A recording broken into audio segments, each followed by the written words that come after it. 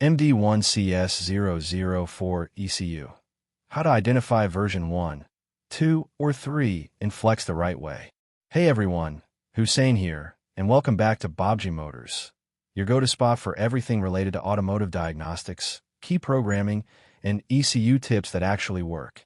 Quick reminder before we dive in. This video is strictly for educational and informational purposes. Everything you see here is meant to help technicians, learners, and enthusiasts. We respect all trademarks and follow fair use guidelines, and I encourage you to always stick to manufacturer instructions and local regulations when working on vehicles. Now let me ask you something straight up. Have you ever tried reading a Bosch MD1CS004 ECU with Flex for Magicmotorsport, only to get stuck because it shows you 3 different wiring versions, version 1, version 2, and version 3, and you don't know which one's the right one? If yes, then you're in the right place. But before we answer that, I've got a small favor to ask. Can we smash 10,000 likes and 1,000 comments on this video within a week?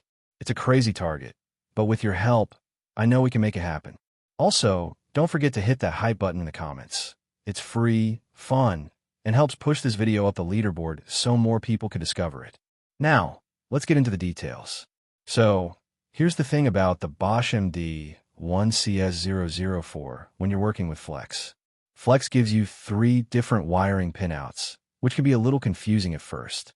The good news is that the power and ground pins are always the same across all 3 versions.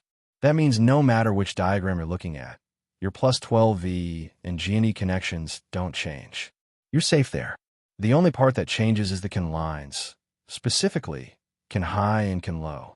That's where the differences between version 1, version 2, and version 3 come into play.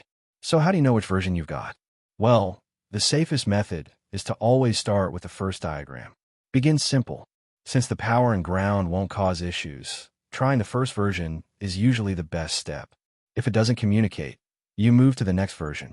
And here's an important clue. Some MD1CS004 versions, like H80 and H22, cannot be done in bench mode at all. These can only be handled through OBD. So if you're struggling with bench and not getting any response, don't keep banging your head against the wall.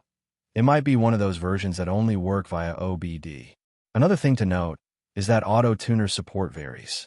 Some of these versions will go through OBD Autotuner just fine, while others require Flex or other tools with the right bench protocols. The key is to know that power and ground are always consistent, and your CAN lines are the only variables. Start simple, work methodically, and don't panic if it doesn't connect on the first attempt. And there you have it.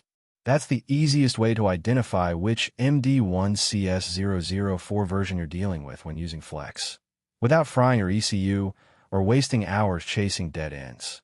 Thanks so much for watching till the end. Now, to answer our intro question, the right version isn't about guessing.